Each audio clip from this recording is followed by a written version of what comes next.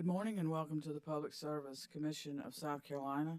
We are here this morning for hearing in two dockets. That's docket 2018-320-E and docket 2022-326-E.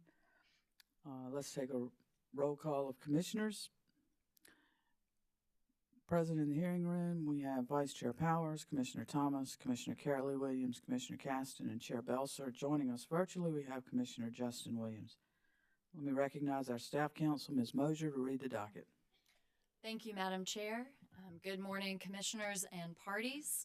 We are here today for the proceeding in docket number 2018-320-E, which is the joint application of Duke Energy Carolinas, LLC, and Duke Energy Progress, LLC, to establish Green Source Advantage Programs and Riders GSA, as well as docket number 2022-326-E, which is the joint application of Duke Energy Carolinas, LLC, and Duke Energy Progress, LLC, to establish customer renewable programs. The proceeding has been scheduled for today, June 7th, 2024 at 10 a.m. I believe all parties participating in this matter are available and the docket is in order. Thank you. Thank you, Ms. Mosier. Let's take appearances from the party. Who's here for Duke Energy Carolinas and Duke Energy Progress? Good morning, Madam Chair, Vice Chair Powers, Commissioners. I'm Sam Wellborn on behalf of Duke Energy Carolinas and Duke Energy Progress, and with me this morning is co-counsel Ashley Cooper. Thank you. Interveners, Walmart Incorporated. Good morning, Madam Chair. This is Stephanie Eaton. I'm here on behalf of Walmart, Inc. Carolinas Clean Energy Business Association.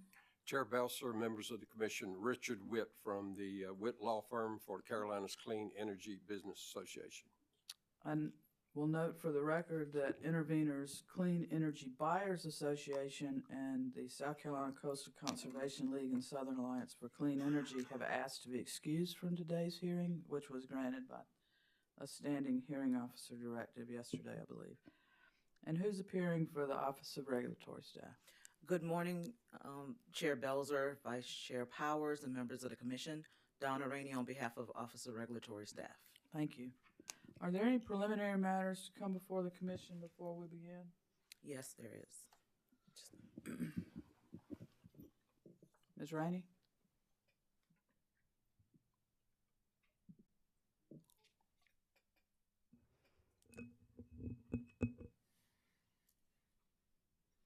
Chair Belser, members of the Commission, Duke Energy Progress and Duke Energy Carolinas, Walmart, and the Office of Regulatory Staff entered into a settlement agreement in docket 2022-326-E that was filed with this commission on June 4th, 2024.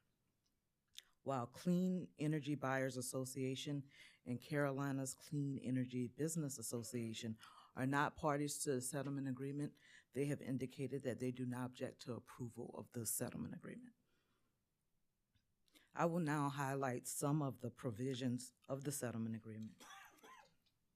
The parties agree the company will hold non-participating South Carolina customers harmless for all resulting activities, expenses, and operations associated with the renewable programs.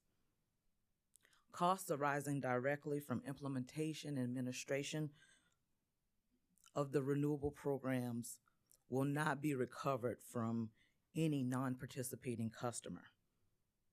Revenues and expenses associated with the renewable programs will be recorded with charge codes for ease of identification, auditing, and rate-making purposes. Renewable program revenues from the sale of SEAs will be credited to customers annually through the fuel adjustment clause proceedings. There are also several provisions in the settlement agreement that promotes transparency, including an annual reporting requirement, and the companies will provide ORS with copies of any updated bill forms for any new approved tariffs for the renewable programs. And also, the settlement parties agreed that approval of the settlement agreement is in the public interest. Madam Chair, at this time, I move that the settlement agreement be entered into the record as the next hearing exhibit. The settlement agreement will be marked for identification as hearing exhibit number 1 and admitted into the record of this proceeding. Thank you. Thank you, Ms. Rainey. Anything further? Mr. Welborn? Thank you, Madam Chair. The companies would call to the witness stand Ms. Heather Shirley Smith, Wendy Fleener, and Mr. Paul Halstead.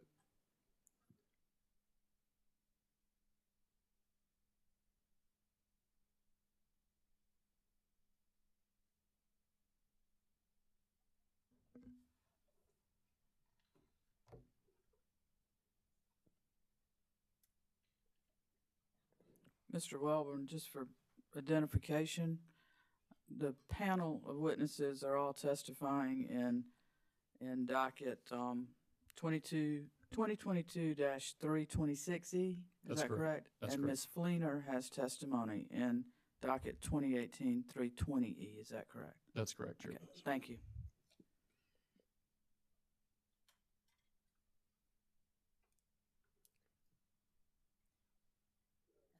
Y'all raise your right hand. Do you solemnly swear or affirm that the testimony you're about to give will be the truth, the whole truth, and nothing but the truth? Thank you. Thank you, Madam Chair. And really quickly, before I start in, I just do want to add a quick reminder that we were able to share information about these programs with the Commission on May 7th, 2024 through an allowable ex parte briefing. And we're pleased to be able to enter into the settlement agreement and support that agreement. So with that, with this panel having been sworn in, Ms. Smith, we'll start with you. Would you please state your name for the record?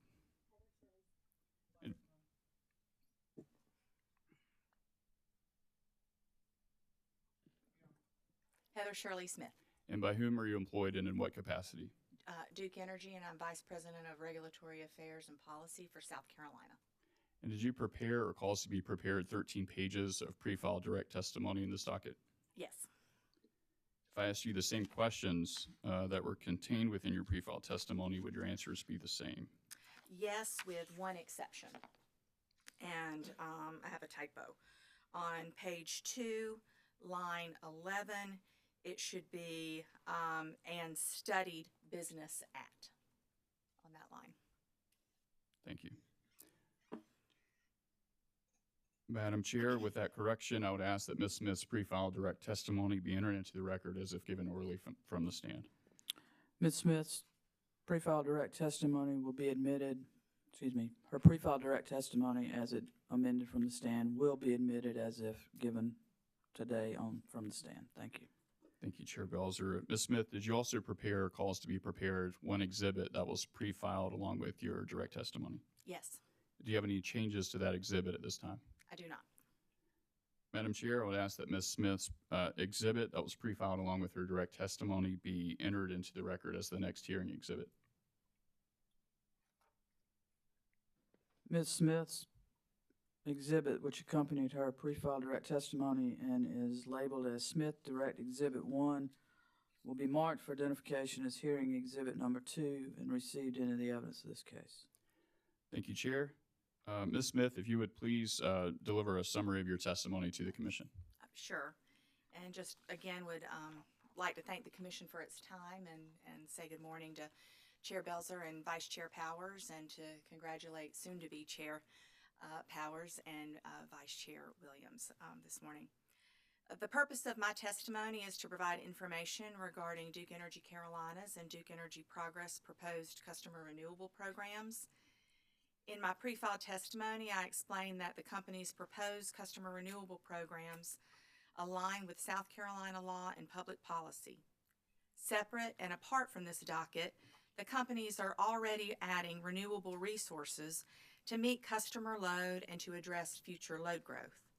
The new renewable programs will utilize renewable resources already selected in the company's previously approved resource plans and the Commission-approved CPRE program, and leverage industry support for these resources. I believe the renewable programs align with South Carolina's desire to continue to support economic development and provide benefits for participating and non-participating customers. As for economic development, corporate sustainability goals and commitments are important considerations for companies deciding to locate, maintain, or expand their operations in the state. We've seen a lot of support from companies on the siting of new clean energy resources in the Carolinas, such that we have on-system sources for programs like we proposed. I also explained in my testimony that revenues from these programs would benefit other customers, and the settlement agreement provides additional structure to ensure those benefits.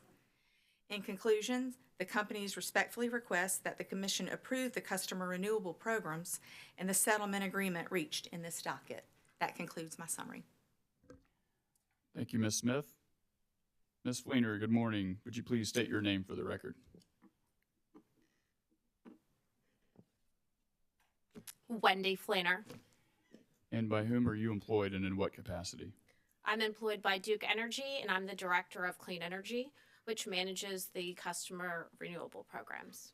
And did you prepare or cause to be prepared 13 pages of pre-filed direct testimony in this docket? Yes, I did. If I asked you the same questions that were asked in your pre-filed direct testimony this morning, would your answers be the same? Yes, they would. Madam Chair, I would ask that Ms. Fleener's pre-filed direct testimony be entered into the record as if given orally from the stand. Ms. Fleener's pre-filed direct testimony will be entered into the record as if given orally. Thank you. Ms. Fleener, did you also prepare or cause to be prepared 2 exhibits that were pre-filed along with your direct testimony? Yes, I did. Do you have any changes to those exhibits at this time? I do not. Madam Chair, I would ask that Ms. Fleener's 2 pre-filed exhibits along with her direct testimony be entered into the record as the next hearing exhibit. Ms. Fleener's pre-filed direct exhibits that have been marked Fleener Direct Exhibit 1 and Direct Exhibit 2 will be a composite exhibit marked for identification as Hearing Exhibit 3 and admitted into the evidence of this case. Thank you, Madam Chair. And Ms. Fleener, did you also prepare or cause to be prepared 11 pages of rebuttal testimony that were pre-filed in this docket? Yes, I did. And if I asked you the same questions that were contained within your pre-filed rebuttal testimony this morning, would your answers be the same? Yes, they would. Madam Chair, I would ask that Ms. Fleener's pre-filed rebuttal testimony in this docket be entered into the record as if given orally from the stand. Ms. Fleener's pre-filed rebuttal testimony will be entered into the records as if given from the stand. Thank you, Madam Chair. Finally, Ms. Fleener, did you prepare or cause to be prepared 2 exhibits that were attached or accompanied your pre-filed rebuttal testimony? Yes, I did. Do you have any changes to those rebuttal exhibits at this time? I do not. Madam Chair, I would ask that Ms. Fleener's pre-filed exhibits accompanying her rebuttal testimony be entered into the record as the next hearing exhibit. Ms. Fleener's rebuttal exhibits marked as Fleener Rebuttal Exhibits 1 and 2 will be a composite exhibit marked for identification as Hearing Exhibit 4 and entered into the record of the case. Thank you, Madam Chair. Ms. Fleener, would you please provide to the Commission a summary of your testimony? Yes. The purpose of my direct and rebuttal testimony is to provide information regarding DEC and DEP's proposed customer renewable programs. In my direct testimony, I describe the renewable programs the company have proposed in response to customer feedback. Though the joint application filed on October 5th, 2022 in this docket, the companies are proposing 2 new programs. 1, Renewable Choice. 2, Clean Energy Impact, collectively the renewable programs. As part of the joint application, the companies also filed proposed tariffs, known as the tariffs. Under both programs, the companies propose to make available for customer purchase certain clean energy attributes originating from assets owned or contracted with by the companies. I also explained the customer feedback that led to and informed the development of the renewable programs. In my rebuttal testimony, I explained how the companies appear to have sufficiently addressed the recommendations made by Walmart and the ORS in a manner that responds to the matters raised in their direct testimony, providing a path for Commission approval. Finally, although I filed rebuttal testimony in this docket, The company support the settlement agreement filed by ORS this past Monday, June 4th. We believe the settlement is reasonable and supports the constructive implementation of the programs upon approval by the Commission. This concludes my testimony summary. Thank you, Ms. Fleener. Mr. Halstead, good morning. Would you please state your name for the record? Paul Halstead. And by whom are you employed and in what capacity? I'm employed by Duke Energy Corporation as Director of Wholesale and Renewable Analytics. Did you prepare or cause to be prepared 13 pages of pre-filed direct testimony that were filed with the Commission in this docket? I did. If I asked you the same questions this morning that were contained within your pre-filed direct testimony, would your answers be the same? They would be. I'm sorry to interrupt. Mr. Halstead, can you either pull the microphone or speak a little more directly? I hate to have you lean forward, but I'm having difficulty hearing you. Will do. Thank you. Thank you, Mr. Halstead. Madam Chair, I would ask that Mr. Halstead's pre-filed direct testimony be entered into the record as if given orally from the stand. Mr. Halstead's pre-filed direct testimony will be entered into the record as if given from the stand. Thank you, Madam Chair. And Mr. Halstead, would you please provide to the Commission a summary of your testimony?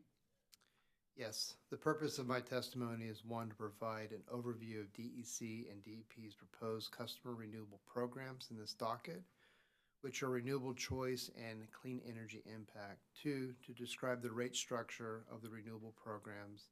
And thirdly, the cost allocation for resources used in conjunction with the renewable programs. In my testimony, I explained that both the Clean Energy Impact Program and Renewable Choice Program are designed to complement the participating customer's existing rate structure and will be line items on the participating customer's utility bill for these additional services.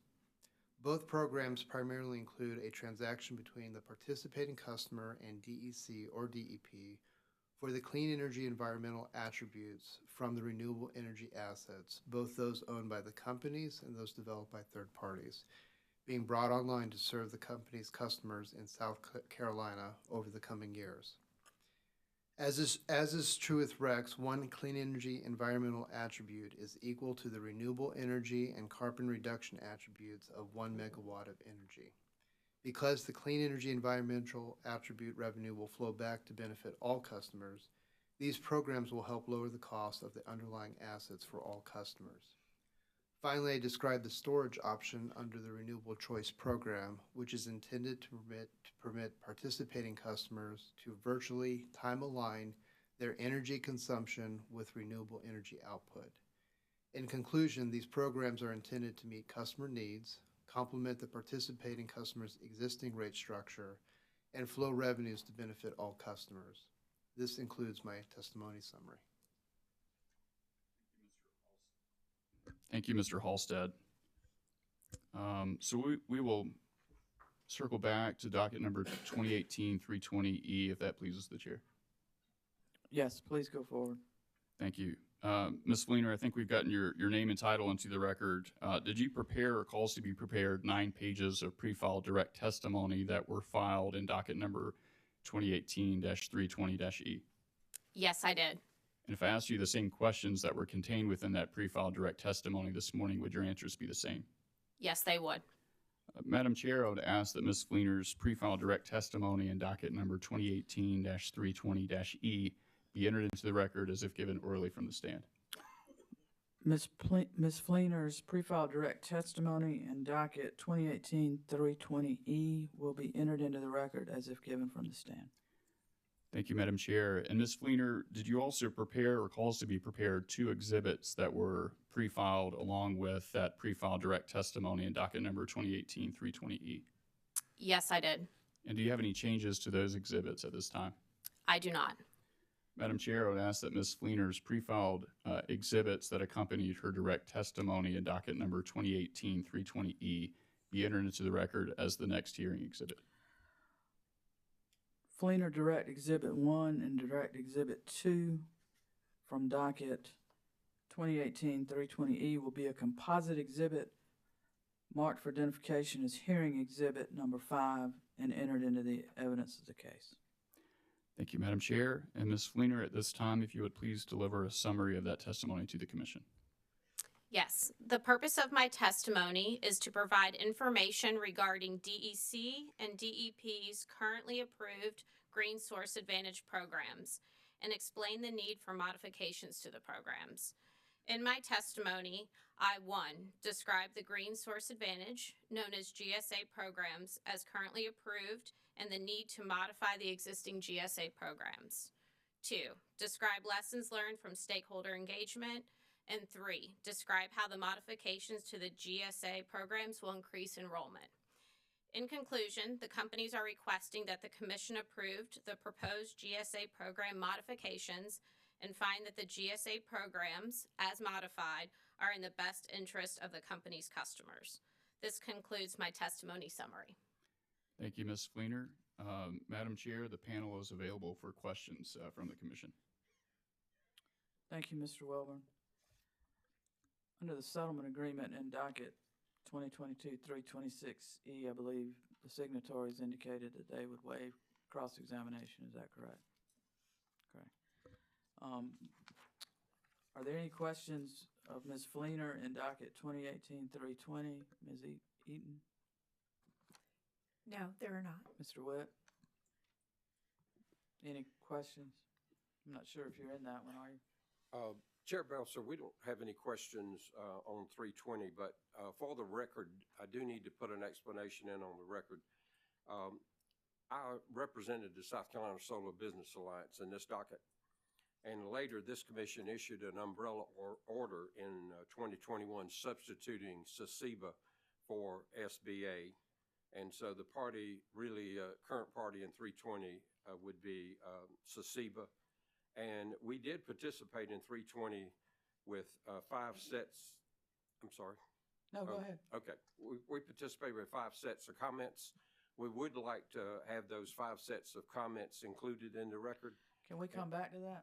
Sure. Once we can do that when we get back to you. Is that okay? Okay. If you don't mind, Okay. I'd rather get through cross. I apologize. Okay, I'm sorry. No, you're fine. Okay. I'm getting a little confused. and Okay. Okay. trying to keep things straight. No questions of the witnesses? No question. I'm sorry. Ms. Rainey? No questions. Commissioners, questions of the panel? Commissioner Carolee Williams? Thank you, Chair Belser. And is it appropriate just to focus on the GSA-related questions at this time? Both. Both, okay. You just might want to designate when you're on one Right. docket, one on the other. Well, I'm going to start with the GSA program and then move on. So, Ms. Fleener, good morning. Would you walk me through how this program will work and what you think, what indicated what indications you have that this will attract participants? Yes, good morning and thank you. So this was a direct result of the stakeholder engagement that we did and we heard from our customers. So the Green Source Advantage program as it works today fundamentally is not changing. We are just making a couple of key modifications based on that feedback. So the first would be we have heard from our customers that they have more aggressive sustainability goals than they did years ago when this program was first developed. So the program as it currently is approved, a customer could participate up to 125% of their contract demand. And so with the modifications proposed to the program, they would actually be able to do a project something larger up to matching their energy use. So to give you an idea, under the current structure, they would be able to meet about 30% of their energy use with the renewable resource. And so that is a direct result of the feedback, so we have made that change. And then kind of correlated to that, the need for the more aggressive goals, we wanted to expand the size of the program. So it's currently 200 megawatts. We've proposed it to be 250, as well as take off the restrictions we had on the capacity. We had some allotments between DEC and DEP. So we just want to open that up throughout the state on a first come, first served basis. Will you add to that explanation, explaining the 100% and the 125% of peak demand? Yep. So it's a calculation. So that would be, so think of it the sizing. So if a customer is wanting to, let's just say they have goals of being 100% renewable, they would take a look at their energy use. So if they take a look at their contract demand, so that is basically the peak or the max that they may hit, they were able to do up to 125% of that. But if you do that math out, that is only going to equate with the project sizing. Solar is not running all of the time. So on average, a customer would be getting about 30% of their renewable energy. And so when you think of doing a contract like Green Source Advantage, they want to be able to do more with one solution. And so that was direct feedback we heard and made that proposed change.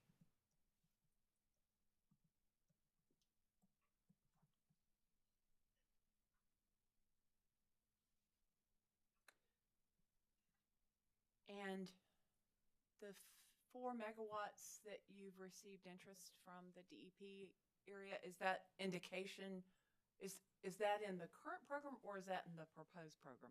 That is under the current program. Okay. Yes. And what will happen? Will those individuals who've entered into contracts, will that change as a result of this updated program? No, no changes to that currently executed agreement.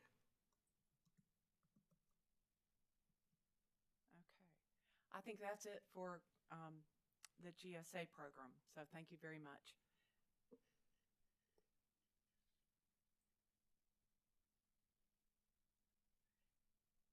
I'd like to start with kind of an understanding from any of you about kind of the interrelationship between what's proposed in the renewable energy programs and CPRE, and kind of just a big picture overview. And Mr. Welborn referred to the AEP, but we're not able to rely on that. So I keep looking at Ms. Smith, and I think what I'd like is just a big umbrella kind of overview of goals and purpose and how it relates to current programs that are already underway. Sure, I'm happy to do that. I think it really starts with our IRPs. Our IRPs produce a mix of resources that the Commission issues orders on, and those plans indicate a hefty amount of solar. And so when we look at that solar, the ways that we are working through accomplishing that solar include the CPREs that come before the Commission. And so we recently had the 2022 CPRE docket. We're in 2023 now. And so we have the need in the IRP, and the CPRE helps us fill that need through competitively procuring solar with a mix of utility and third-party owned solar. So we get solar from the RFPs, and that solar is serving all customers. So it's for the system. However, those renewable resources also carry renewable attributes. I think of them as frequent flyer miles. If the solar is the flight, the attributes are the frequent flyer miles. And so we looked at what can we do with those attributes that's going to help everyone, but also meet companies and residential customers who want it need for renewable energy. So need in the IRP, filling that need through CPRE, shaving off those frequent flyer miles, those attributes, and selling them to customers who need them to meet their sustainability goals. The revenues from selling those frequent flyer miles or those attributes go to all other customers. Those go to non-participating customers, which makes sense because the resources are serving all customers and will be paid for by all customers. So it's really a win-win. We are fulfilling our system needs, but we're also harvesting the renewable attributes from the resources to fill those needs to help our customers meet their sustainability goals in a way that brings financial benefits to all customers. And then if you look at the settlement agreement, and this, we had a lot of commonality in this docket. And so when you look at the settlement agreement, it looks an awful lot like the testimony that came before it, except it has more structure. And so the settlement agreement provides more particularity as to how the cost to administer the program, how those costs will be tracked and accounted for and kept away from non-participating customers. And so I think that's that's maybe the circle of life that you might have been asking about in terms of a big picture. But if I didn't get it right, I'll hit it again. Well done. Thank you very much. I want to drill down more on what those benefits are to all customers. And so that's where I think we begin to look at the fuel adjustment clause and perhaps how it may interact with a future rate case. So can somebody give us more description there? And I'm not sure if that's you or it's I'll take it first. How about that? I'll take it first. And so the relationship of these programs in a future rate case will be auditing the cost to administer the programs and making sure that those costs are not being paid for by non-participating customers. And those will be accomplished by charge codes as well as the general auditing expertise of the ORS that ORS Council mentioned at the beginning. So that's really what I think of as the rate case implication, the base rate case implication of these programs. The fuel case implication of these programs under the settlement agreement will be how revenues are flowed back to customers. We have fuel cases more frequently than we have base rate cases, and so those annual fuel cases can capture the revenues that will be achieved by these programs and factor into that rate-making process. That's where we do the give back, so to speak, of the revenues that we've received in fuel cases. And separated apart from the programs, the underlying resources, the actual, solar farms, the solar energy that was identified in the IRP and procured through solar procurement, the CPRE programs, those are not a part of this program because those exist on their own. But those underlying costs, just like for a natural gas plant or our nuclear plants, those costs will flow through our cost of service in a base rate case in the normal course, and that would happen with or without these programs. And those costs would be capital expenses and operations and maintenance. Right, correct. Okay.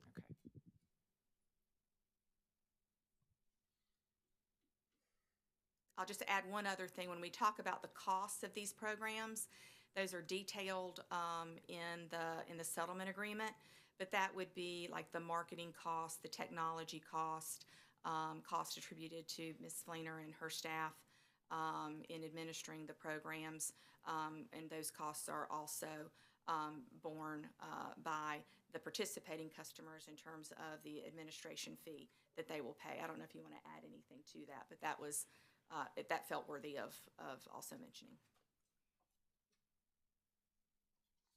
She's doing a good job, isn't she? Feel free to add to it.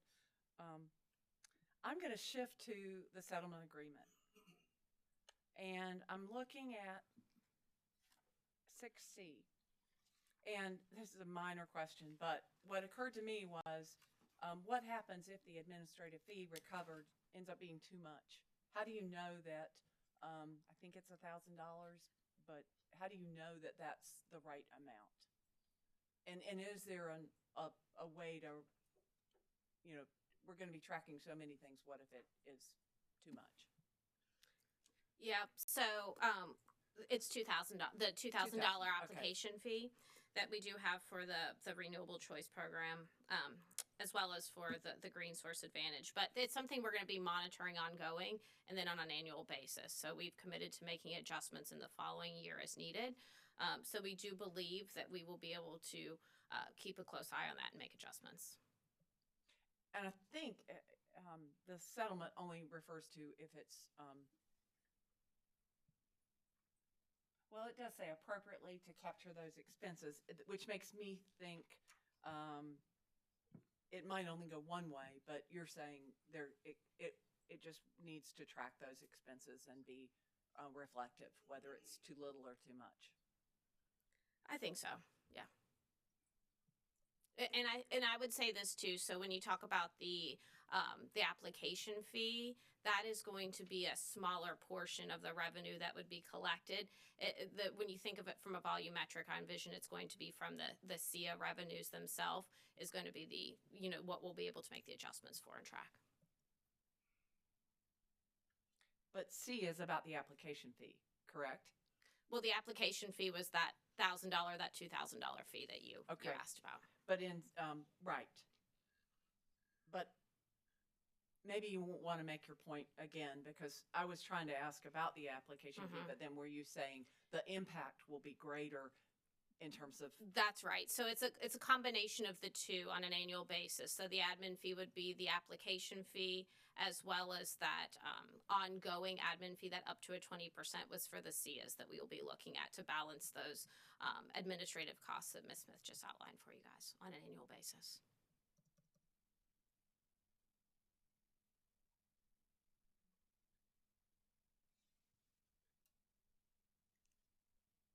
And I think Ms. Smith has already addressed this, but 6D, non-incremental cost, are those capital and O&M? We've identified incremental costs, so to the degree that these programs cost anything, where they are going to cost something, Ms. Fleener just told you about that, those will be tracked separately. Non-incremental cost, to be honest, I don't know what those are because we intend on tracking all incremental cost. The non-incremental cost, I don't know exactly what that could be, but we wanted to make sure that we provided for that. But we don't, for example, if the call center gets a call about a program and then they're referred over to Ms. Fleener's team, the cost of that 30-second call, we're not going to track that separately. That's just part of customer service. But where we're actually having incremental cost, that's what we intend to track and recover separately. Okay. I heard you, but I'm going to ask it again. Look at the bottom of page 5 of 15, and it says only non-incremental costs associated with the procurement, development, construction, and operation of solar generation. So that's why I was thinking, I was just trying to label non-incremental. I see what you mean. Those are the costs of the resources. Which is capital, right, and then also O&M. Right, flowing through the natural course in rate cases. I apologize, I misunderstood your question. I'm learning to ask more clearly. On 6G,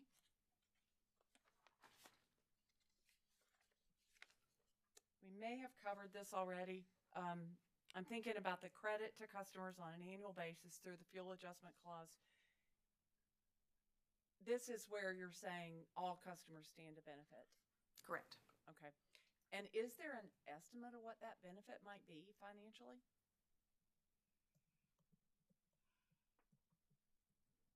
I mean, are we talking pennies? Are we talking millions? Are we talking generally? What do you think?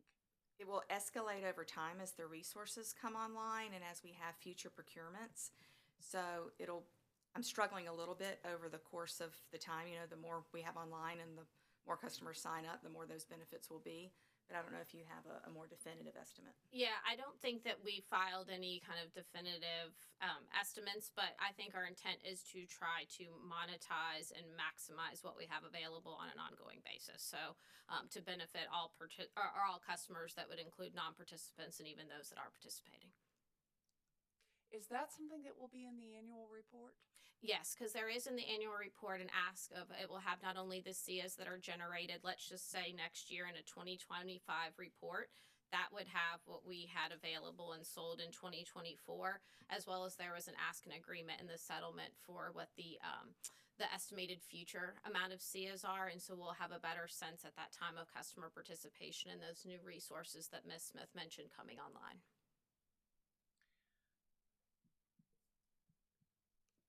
And that all sounds good, but I know how much all of these words mean. Where is the amount that is credited through the fuel adjustment clause in 6H? It is, and so I'm just asking more specifically, is that identified in 6H?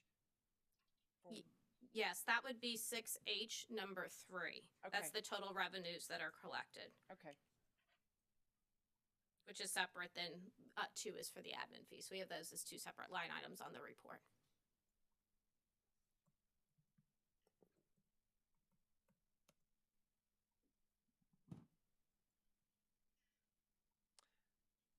Thank you. I appreciate all of this, but I'm also trying to consider time and move on, sometimes without any grace. 6K. Would someone describe the Clean Energy Connection Program that's offered by Duke Energy Florida? I realize that's to be determined. It's something you're going to study and bring forward by the end of the year, but what can you tell me about it? Sure. I'd be happy to give an overview. So this is a program that we have active in Duke Energy Florida today. So it is a fleet of solar assets owned by the company where all of our customers can participate in. So think of it, where you don't have to install something on your property. You can even be a renter. And so you are paying a monthly fee for kind of your piece or your slice of that solar fleet. And then in exchange, you're getting a monthly bill credit correlated to that renewable energy that's going back to the grid. And of course, they then too get the environmental attributes. And so it's a program where it would be access for not only our large business customers, small, medium business, residential. Also in Florida, we have an income qualified component to provide accessibility to that segment of the population. And so it has been something in our stakeholder engagement that we know folks really like the community shared solar. And so it's something we are looking and have committed in the settlement to doing 2 stakeholder meetings on it and then looking to put something forward by the end of the year. And I guess the last thing I would just say, it's been very popular in Florida.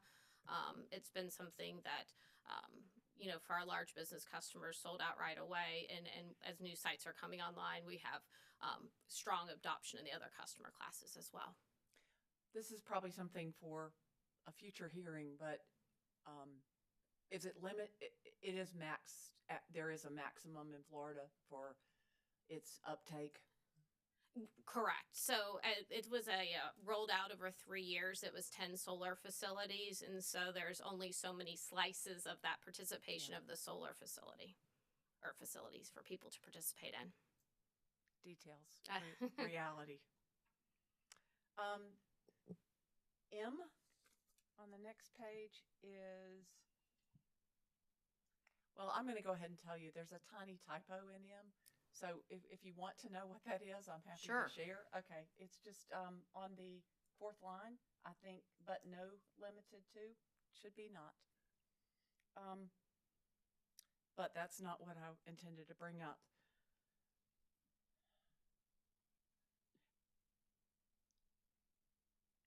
Would somebody talk about the purpose of this particular element in the settlement agreement? Of M? Yes. It's just how I think of it. I can tell you our view of it. How I think of this is really drawing a line between the programs and the underlying resources. And so the programs which harvest those attributes, those renewable attributes of the resources, are being dealt with in this docket. The actual cost of the underlying resources being procured through solar procurement and in IRPs, et cetera, their home is in those dockets, in the cost recovery, and what happens with the underlying resources is a base rate case matter. And so how I think of this is a bright line between what this docket is about and the fact that we have programs is not intended to displace any auditing, commission authority, or otherwise scrutiny that would naturally occur in a rate case. So that would be our view. I don't speak for any other party. So that also, what I think you're saying is that the prudency of those cost expenditures are to be determined. Correct. Okay.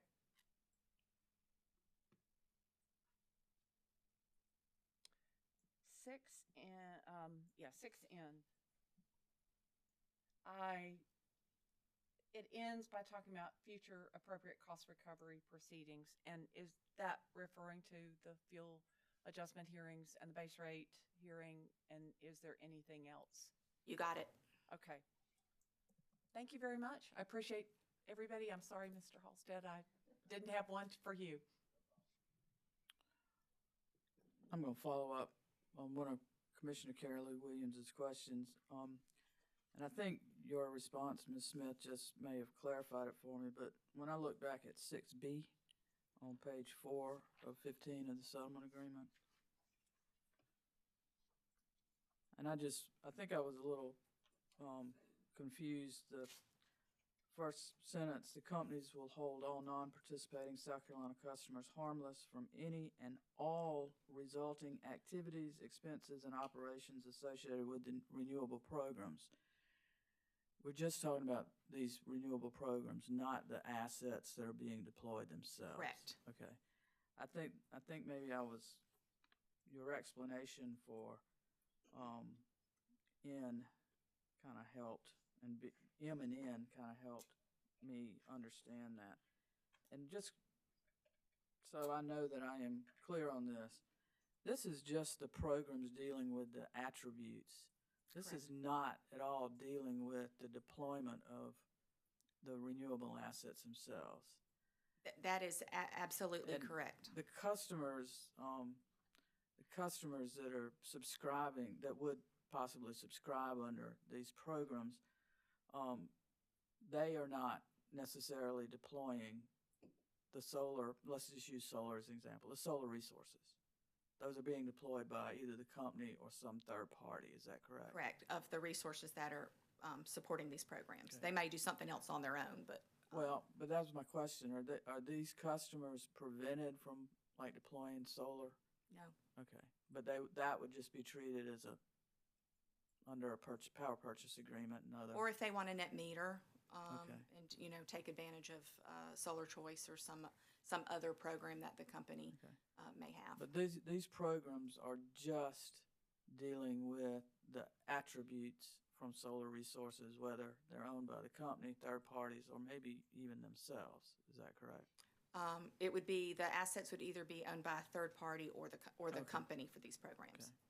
Okay. If a customer subscribing to this also had a solar array, that would be handled, their solar array would be handled under a different mechanism. Correct. Okay, thank you.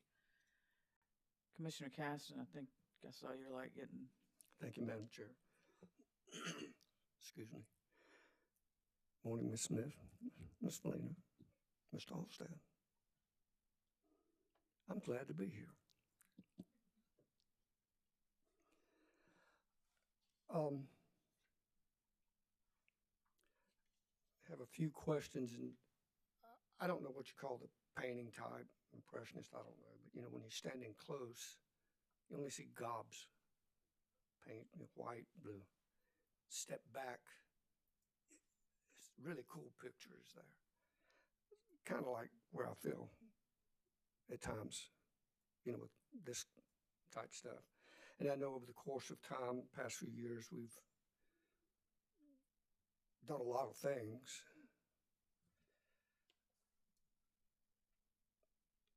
And I guess that's what I'm trying to do. I'm trying to not only understand it better, but make sure I'm understanding the big picture and not just looking at a glob of white paint. And in your direct testimony, Ms. Smith, I was looking at page 3. I think it's lines 20 through 23. Where you talk about separate and apart from this docket, the companies are already adding renewable sources to meet customer load and to address future load growth. And, hearing the questions that Chair Belser just asked, the company already adding renewable resources to meet current customer load and address future load growth. Is that from anything, that due to this commission or anything this commission has done to say, hey, add these things? I'm not sure I understood that. Sure. No, let me try it again. And I love talking about it, so if I have a long-winded answer, then please just bear with me. But we come to this commission about our resource mix and the integrated resource plan. We have these needs over 15 years, and we create scenarios according to statutes and stakeholder engagement about how we're going to meet the energy needs for our customers over the next 15 years, and that's the IRP. And at the end of an IRP process, we have a slate of resources that we're going to bring online.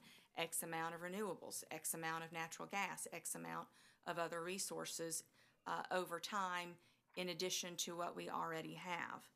And our IRP as well as our IRP update both included robust amounts of solar that we needed to bring to the system.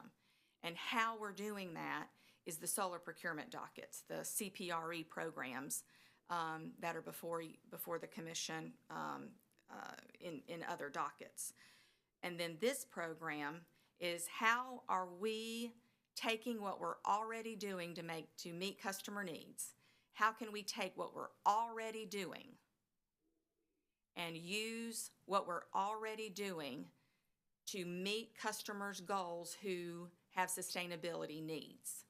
So the underlying resources are there as a part of system planning and generation planning, but because they carry these renewable attributes, these frequent flyer miles, so to speak, we can take that and figure out what to do with them. And what we're doing with them is using those as sources for these programs that are just about the sale of those attributes. These just about selling those attributes, bringing those revenues back for other customers, and keeping the costs of the administration off of other customers. But it has nothing to do with the need, procurement, and cost recovery of the underlying solar farms or solar assets. That's all normal course. This is icing, so to speak. That was a long answer. Let me ask it another way, because I think I followed what you said. But when I read that particular sentence I read to you, I guess what I'm really asking is, has the company constructed any renewable resource, solar, battery, or whatever, from actions of this commission? Has the company constructed any facilities? Sure, we have constructed facilities. We are constructing facilities. Before you, in another docket, there is a certificate for a solar farm, for example, on the grounds of our Robinson nuclear plant. And that particular solar array was a winner coming out of the 2022 solar RFP, which filled needs identified in previous, helped meet needs previously identified in the IRP. So when I think, if you're asking me, does the commission have a role in what we decide, when we decide to build or procure renewable resources? Absolutely.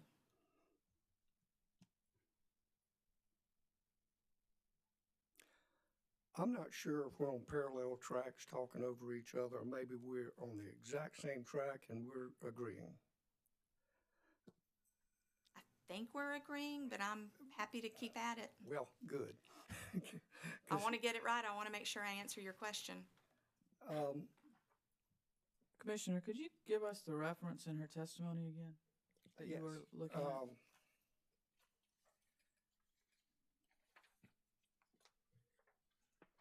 It was page 3, I think line 20 through Thank you. 21, 22. Okay, thank you. And again, thinking about looking at that big picture, not a glob of paint. That's me, not you. Commissioner Caston? Yes, ma'am. Can I ask a potentially related question? Absolutely, please. I need all the help I can get. If it takes away from what you're after, let's just hold it and let you keep going. Respect. So the thing I wondered as you were talking is, normally when you're creating a new source of funds, it's because you've created something new. I think the question that emerged is, who's getting those is anybody getting those rec funds now, and what's the impact to them? Understanding that there's a Duke name for those rec funds. Is that totally off course for where you are, Commissioner Caston? It's not on the track I'm asking, but I think it's a good question, and I understand the hold it. question. No, if she wants to answer it, I think that's totally appropriate. That's fine. Well, I'll look to my co-panelists, but for example, when, you know, another solar-related matter that comes before y'all is avoided cost. You know, contract PPAs under PURPA, for example. And typically in those arrangements, the company does not get the RECs, does not get the renewable attributes. However, due to the way our solar RFPs are structured, we do get the renewable attributes for resources coming out of our RFP processes, and those are the ones that will be used to be sold and get revenues through this program. So that's a sort of a difference there. And then you know, for I don't know if you want to talk about existing solar. Otherwise, Yeah. Can I So, ask a follow-up question on that one. So is the company pledging the RECs that they're getting to the fuel adjustment clause? Thinking about what would happen now without these programs, is that a change? I know that we bank them. I also know that you know, that it can, if we do get revenues for RECs, that they're flowed through cost of service. But I'll let you answer anything else. yeah, and I guess I would say one thing to think about with these customer renewable programs is these are starting with assets that are coming out from the 2022 procurement and beyond. So these are not in existence today. So we're not taking away anything. This is a new potential revenue stream, which it's now based on the need from our customers to want these locally sourced assets. So I don't see it as taking away from anything else. But without this program, the company would be getting those attributes. Is that true? Or if you were to develop them, and the developer would be getting the attributes otherwise. Correct. The developer could get them, or if you, and this is in, you know, kind of the program design. So if we don't sell any of them, what is the alternative, right? So we're going to have this bank. Anything that we don't sell on an annual basis, we're going to retire on behalf of all customers. And so that basically means that it's, they have claim. So they're a small portion of the claim to that renewable energy. So we're going to try to monetize them first. There's really two things that you can do with them, or if not, it's the environmental benefit.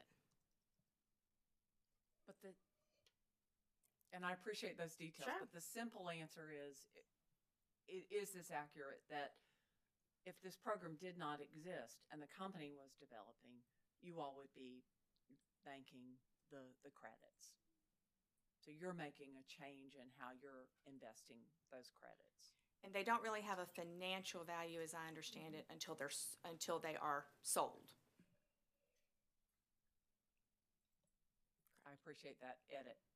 Thank you. Okay, thank you. I'm gonna just move on to the next question, maybe circle back around to that as it ties in, if it's okay. Page 10, you go direct, I think it's lines 18 through 23. Talking about the companies are adding renewable resources to meet current customer load and to address future load. And the resources are identified in previously approved resource plans, having received commission approval of those resource plans. The companies have now sought and received a constructive order for the solar procurement program, which I'm assuming is your CPRE, which was, I can't remember what it's called, a CPRE framework. And what I'm just fundamentally trying to understand, thinking about the big picture and the little globs, at least for me. Are you saying, or is the company saying, that by the commission approving IRPs and CPRE frameworks,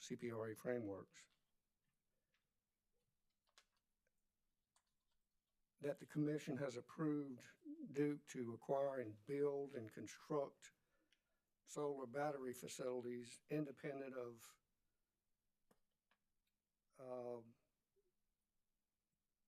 I guess evaluating, is this the right generation source? Is it the right cost? Is it the least cost? Is it the most reliable? I mean, is that what that paragraph or those sentences say? Sort of. When, in approving an IRP, the commission does not approve any particular action that the company takes. For example, if you approve this is my view, if you approve of a IRP with solar in it, it does not mean automatically mean go out and do all of this. We still have to act prudently. The IRP is a point in time. But it is a good indicator, and when the commission approves an IRP, it's approving it at the most reasonable and prudent plan at the time the plan is considered under Act 62. So if we have a need identified in the IRP, it's up to us to go act on it. And in acting on it, we need to make sure at the time of action that it is the right thing to do for customers. Sometimes that accompanies another proceeding, like a CPCN, or a certificate proceeding under the Siting Act, and then we're held accountable to those decisions on how we satisfied those needs in a rate case. But this is intended to say we have resource plans and we're acting on them, and our actions are consistent with them. Well, I guess when you say you're acting on them, and I get the planning process.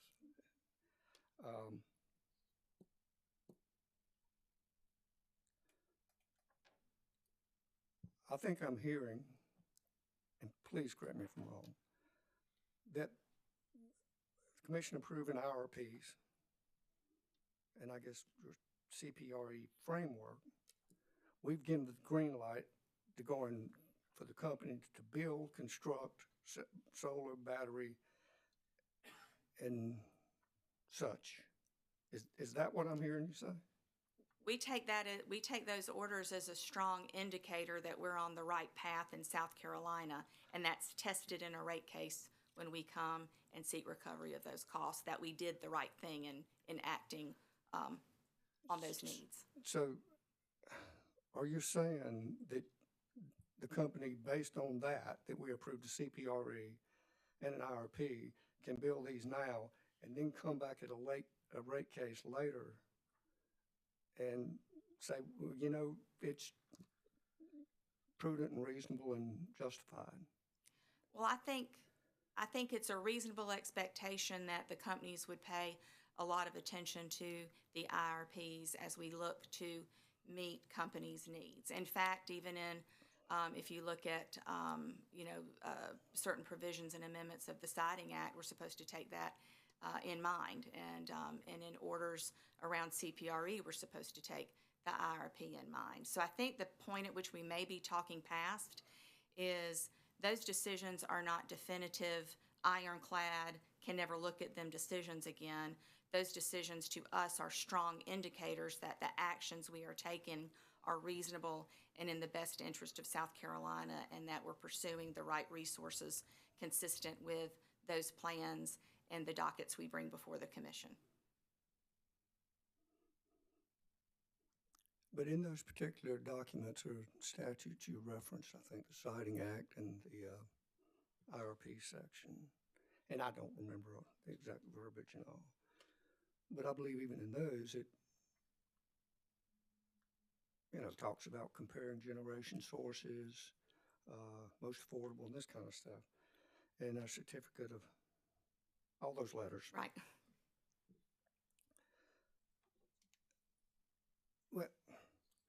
Well, let me kind of ask this in conjunction with what we're talking about. Did you read Mr. ORS Morgan's testimony? I did. And something that caught my attention on page 11 of his direct testimony. I guess this was relative to how ORS asked of the Duke companies how 495 megawatts company owned and 360 megawatts third party owned. And Mr. Morgan noted that Duke company responded that per HB 951, which is a North Carolina law, and I think he put it in this. I mean, that's, I guess, where that came from, and I guess whether that's an IRP or what, I don't know. I don't remember. Does South Carolina have a similar law that requires or dictates a certain percentage of company owned and not owned, or that the company even have a certain percentage of renewables? No, it does not. But when we first came to the commission after Act 62 was enacted, this was maybe in the 2019, 2020 timeframe, there was a series of generic dockets, which actually is the early history of the CPRE dockets, and various parties came before the commission and talked about, one of the items talked about was whether utilities participate in those kinds of procurement activities. So the North Carolina is not binding, of course, on what this commission decides, but because something's in a North Carolina law, we also don't think it's automatically unreasonable, not that you're saying that, but we looked in our CPRE filings at whether there was a reasonable balance of and mix of those resources in the RFP that we were acting on, and our position was that that was a reasonable, that the RFP sought a reasonable balance of projects. Let me ask this in conjunction with this particular here, which what all these are. These proposed programs, would not these proposed programs still function whether the company owned and built the solar battery facilities or if there were PPAs? That's exactly right, because of how we have structured the RFP. The way we've structured the RFPs, we get those renewable attributes even from purchases. That wasn't, I'm sorry, finish, please. That was rude of me. Well, Finish it might have been rude of me, because I thought maybe I knew what you were asking. Okay.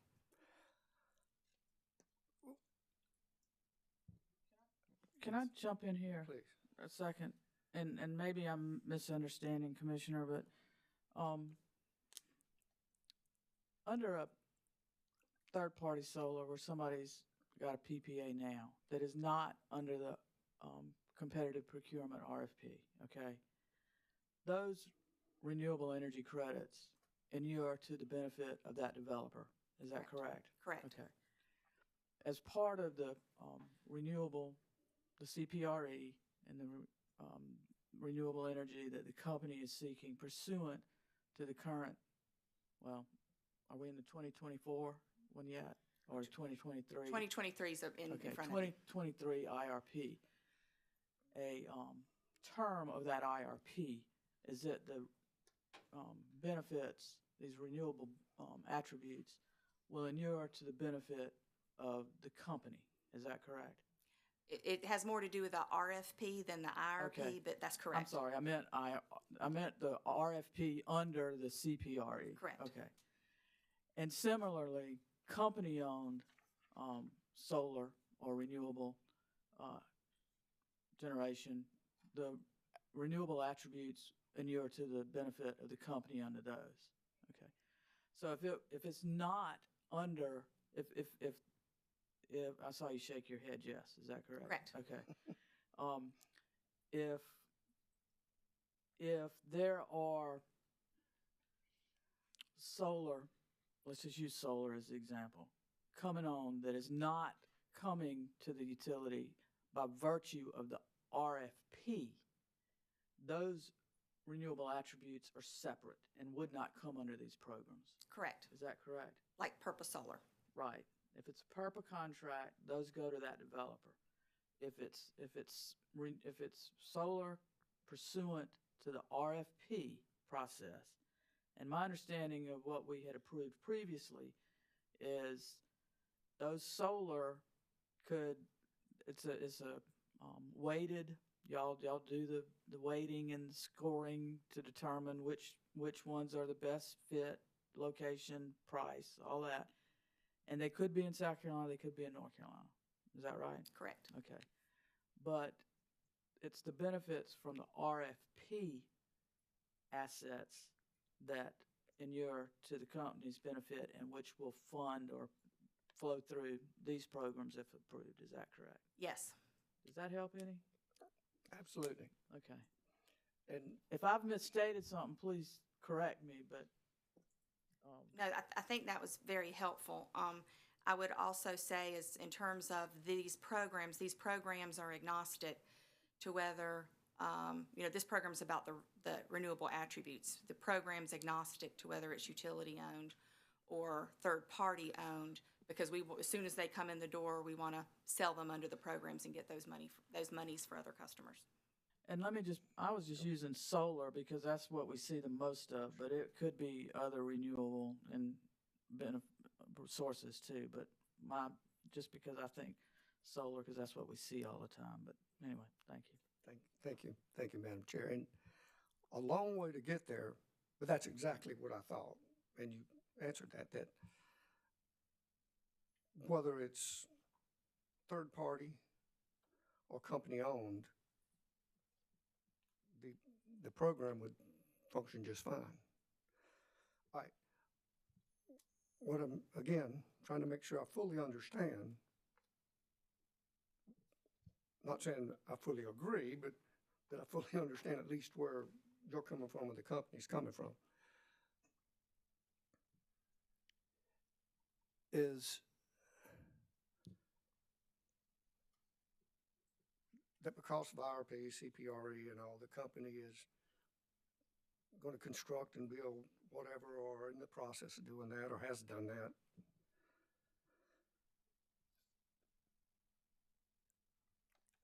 And the asset regulatory accounting that was discussed, I think, in maybe the application, some of the testimonies now, which I understand, and I think Commissioner Carol Lee Williams talked about that. The capital cost, the O&M cost, the stuff goes into rate base, correct? For utility owned, correct. Right.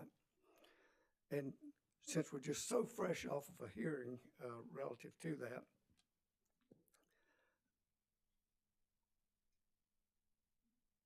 if the rate base increases, if it's higher,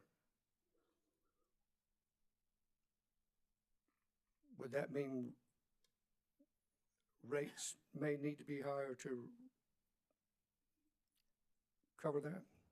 Rates may need to be adjusted for any new generation resource we bring online to serve customers, including but not limited to solar. I agree. I understand that. Thank you. But if it were third party, it would not add to the rate base, correct? You see that in fuel cases. Those costs are recovered in fuel cases. But the answer to that question, I mean, if the company doesn't construct it and it's third party, does that add to the rate base? It does not go into the rate base bucket. It goes into another bucket of costs that are recovered Avoided separately. cost and such, yes.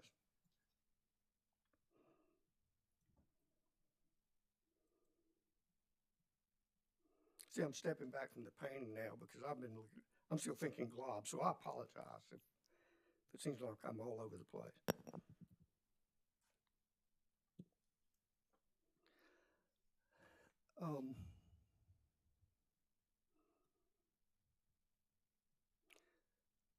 I don't know if anybody has any other questions, but if they do, I'm gonna take a pause a moment or two here to kind of go through my notes, digest some of this if it's okay. And I apologize if y'all feel annoyed or like I've ignored you.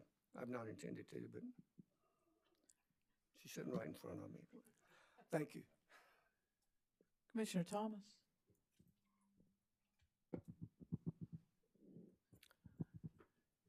Thank you and good morning.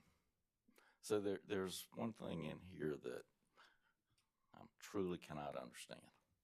And that is the meaning of non-incremental costs. I do not understand the meaning of that word. Can anyone help me with that, or that term?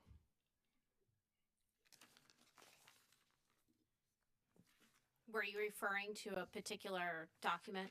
We can reference that. I don't know if you were looking at that. I'm looking at the settlement agreement, and in particular, well, there's several places, but I'm looking at the bottom of page 5, the third line from the bottom that's used there. And let me see. It's used in other places too, but it just kind of ends up flowing through and makes me have questions about some other sections of the settlement agreement. And I can go ahead and start moving in that direction if you like. So on page 7, the very last line talks about an itemized report of renewable programs administrative expenses. Does that include incremental and non-incremental, whatever those are? Yeah, and so do what now? I apologize. No. Anyway, so I'll leave it there for a moment and see if anybody can help me out to understand that term. Sure, I'd be happy to take that. So to first talk about page 7, the itemized report, that is referring to the program. It's the incremental, the program costs. Those are outlined for you at the top of page 5. There's 4 items there: the marketing costs, the IT, the labor, and then the rec management expenses. When you go down to then that section D at the bottom of page 5, the non-incremental costs, those are referring to the underlying assets. So that's solar generation that's coming online.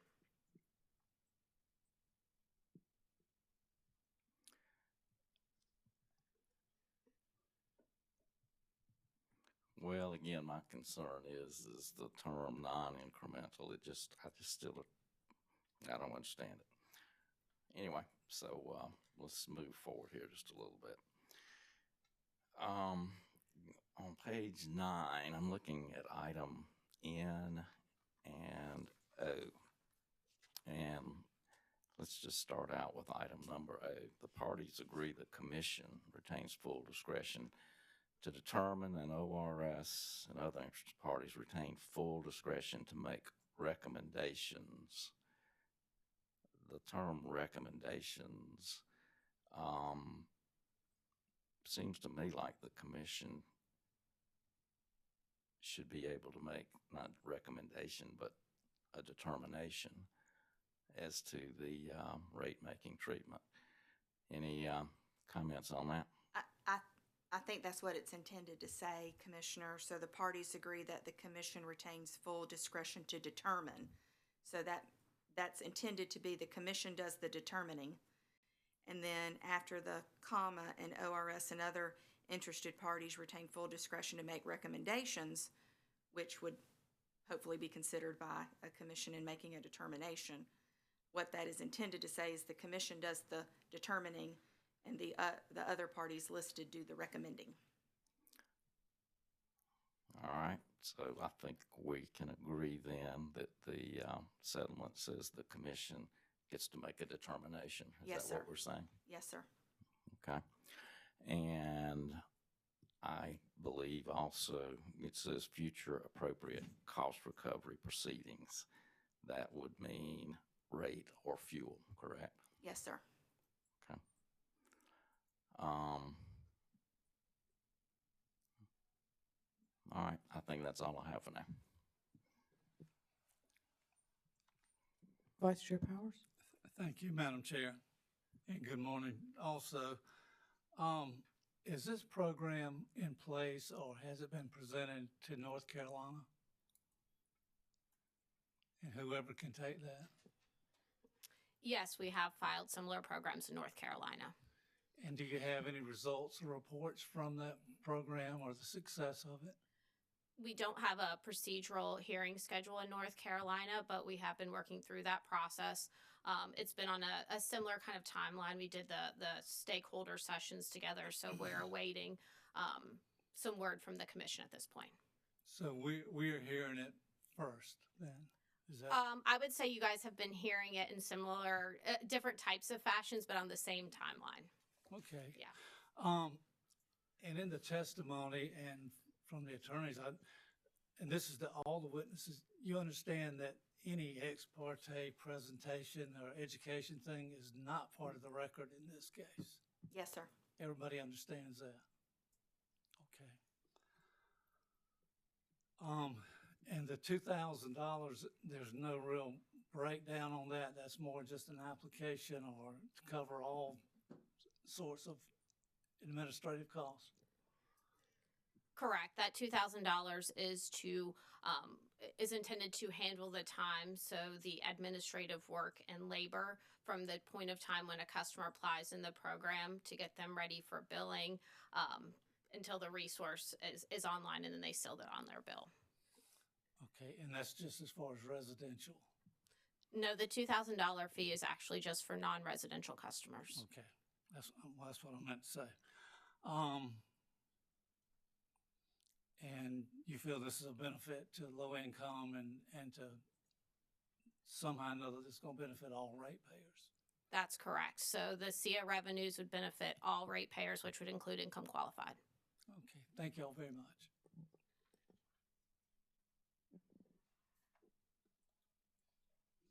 I have one additional question. These are voluntary programs, right? Correct. Okay. I tell you what, we've been going almost an hour and a half. Why don't we take a 10-minute break and come back at, a 13-minute break and come back at 11:35, and that'll give you all a break and us a break, so thank you. I just ask that you not discuss your testimony. Thank you. Come back at 11:35.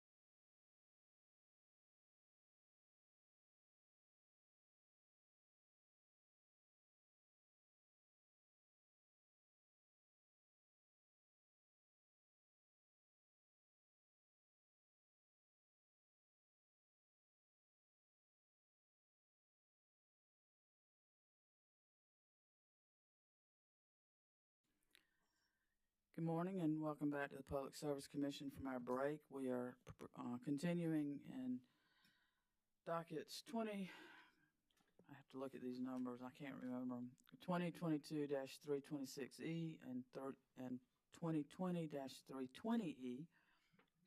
Continuing in this hearing, let's take a roll call of commissioners.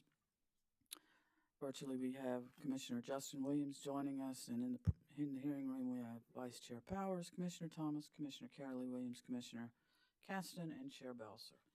We're still on commissioner questions, and Commissioner Caston is recognized. Thank you. I'm back.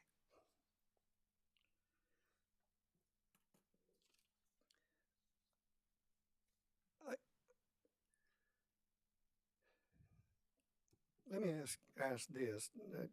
I don't know it's a bottom line thing, but yeah, I want to make sure I understand this part too. Relative to whether it's company owned or third party, but if it's company owned, considering the IRP, CPRE, and all the other stuff, before any new generation or storage is constructed, does this company still plan to evaluate or understand, I guess, evaluate against all other, existing generation sources, or look at things like least cost, reliability, and such as that? Is that the case? I think we do a lot of that in our IRP, where the total generation mix considers reliability, cost, attributes of the particular generation types. A lot of our system needs are dictated by how our system operates. And so, if the question is for every single resource, do we compare every single resource against all other types of generation? We do not.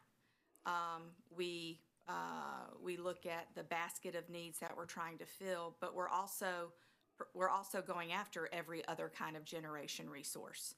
So we wouldn't necessarily compare the next solar farm to a piece of a natural gas plant, because we're going after both, and we, solar serves a certain system need in terms of also when we need it, when resources can come online. If we're building something like, I think of our Robinson solar farm, that's before the commission in another docket, we do have duties under the Siting Act to explain how that resource was compared to other generation options. So, I think it's both in terms of what we do. I also think it depends upon the type of resource and when we need kilowatts to come online. I will also say this is a great question for our IRP folks, so I'm channeling my inner IRP experts here, but wanted to just have that caveat in case they kick me later. Well, in the IRP section, I think it's, got those things, but circling back to that, and please don't take this wrong, but I'm not sure I followed what you said, so I'm not really sure if I understood the answer. So let me ask it maybe again in another way, and I'll give it one more chance, and then I'll say. I don't know if I'd say regardless of IRP or CPRE, say including the whatever system we have in place. Before the company builds or constructs new generation,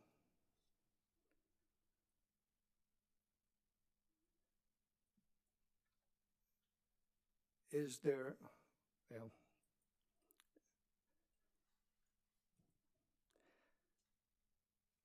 in the Siting Act, I don't remember specifically exactly, but there's some section in there where it talks about comparing cost of generation and different things. Has all those things been done?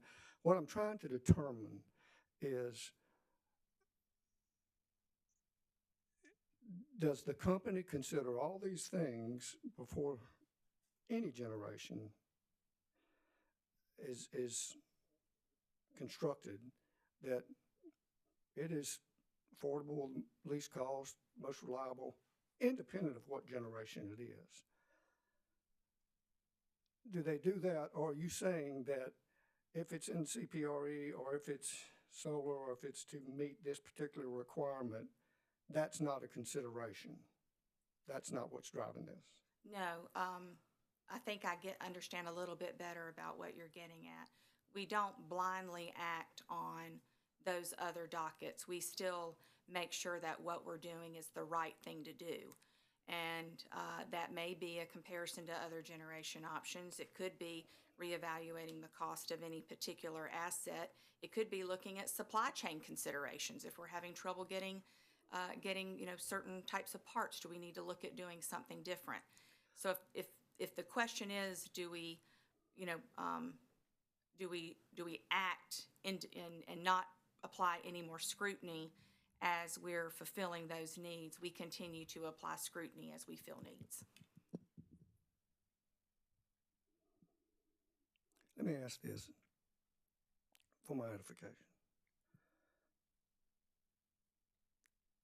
Is there any existing statute in South Carolina or any ruling we've made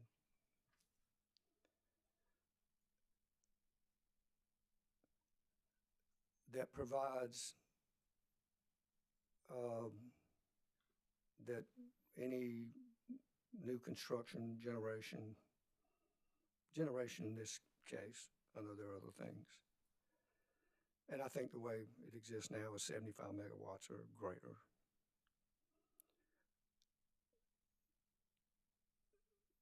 does not have to be most affordable or least cost, most reliable, or anything else. Is there anything that I've absolutely missed or whatever that would, for example, well, let me let you answer that question first. I'm afraid I didn't understand the question, and I apologize. I'm so sorry. sorry. I just rambled through it. That's not your fault. Are you asking me, is there anything in statute that requires we look at a variety of decisions before we take action, or? No, ma'am, not specifically.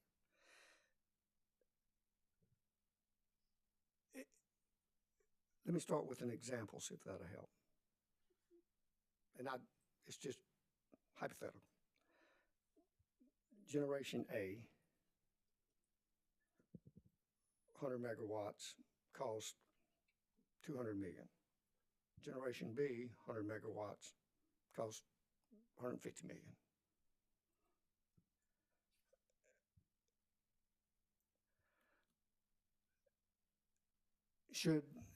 Is the company required, if they want to go with a higher cost generation? I'm not saying it's not possible. I mean, there's a lot of moving parts. Are there any statutes or things that we've done that does not require a utility to evaluate the cost as compared to existing generation sources to make sure the customers aren't paying more than they need to pay for a generation source? I think I understand. The Siting Act will want to make sure that we're looking at that generation A and B. And all things being equal, you'd go with A.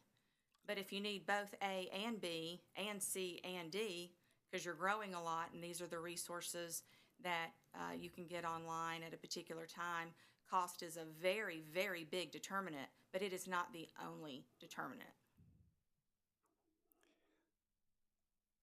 I think I understand what you're saying. I'm just trying to figure out where all that is, in the various and sundry statutes. Because it sounds like you're saying that while cost is not the only determinant,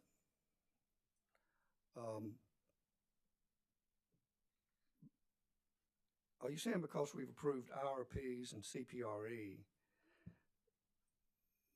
that the selection of whatever resource you select, like solar or battery, if it is not the least case or least cost to the customer, it doesn't matter? No, and actually in the IRP statute, there's and I'm going to quote it wrong, but I believe the concept is correct, because I normally have my emotional support code book, but I don't have it up here with me right now. But there's a piece in the IRP statute that talks about IRP decisions not being dispositive for cost recovery. So because something's in an IRP, that does not relieve us of the obligation to make sure that we're still making the right decision for customers.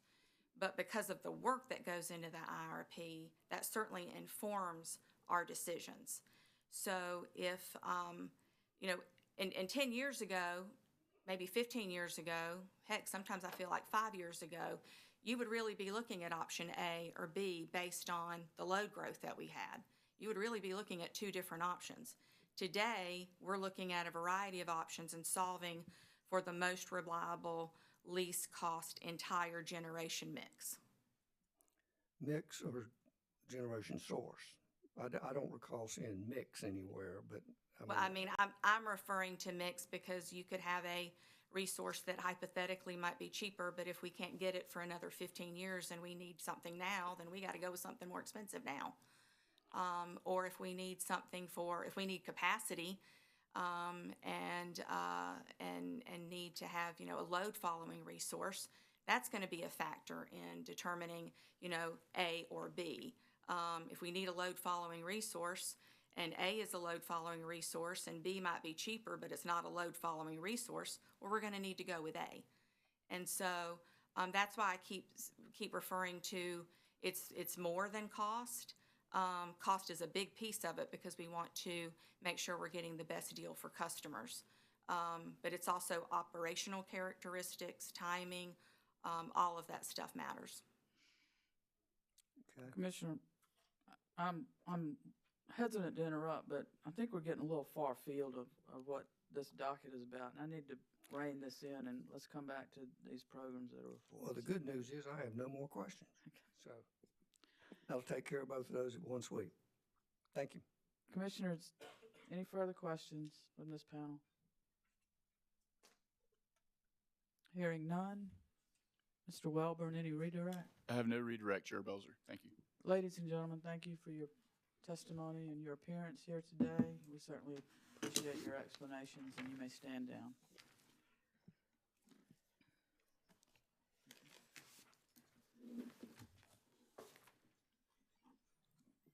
Ms. Eaton? Walmart calls its witness Lisa V. Perry.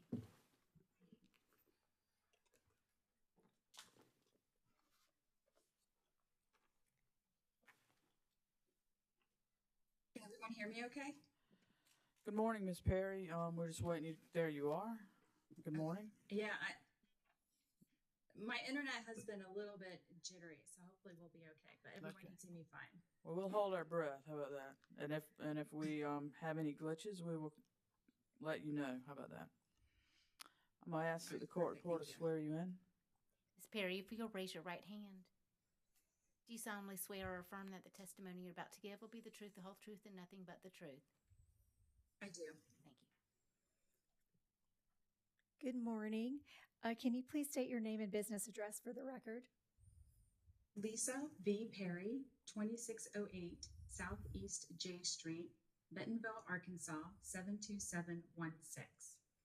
And for whom do you work and in what position? I work for Walmart as Director of Utility Partnerships Regulatory. And have you testified before this commission in prior dockets, perhaps even last week or two? Yes, I have. Did you cause to be prepared for docket 2018-320E, one page of written comments that was filed with the commission on April 23rd, 2024? Yes. Do you have any additions, updates, or corrections to your comments? No, I do not. Madam Chair, I move that the commission accept Ms. Perry's comments into the record as if given orally from the stand. Ms. Eaton, would you mind if we do that as a hearing exhibit since it was more in the form of a letter than in testimony? Sure. Would Then that be?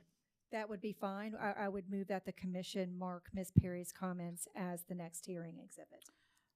Ms. Perry's letter of April 23rd, 2024 will be marked for identification as hearing exhibit 6 and entered into the evidence of this case. Thank you. Ms. Perry, did you also cause to be prepared for docket 2022-326E pre-file direct testimony dated April 22nd, 2024, consisting of 14 pages? Yes. Do you have any additions, updates, or corrections to your pre-file direct testimony? No, I do not. And if I were to ask you the same questions contained in your pre-file direct testimony today, would your answers be the same? Yes, they would be. Madam Chair, I move that the commission accept Ms. Perry's pre-file direct testimony in docket 2022-326E into the record as if given orally from the stand.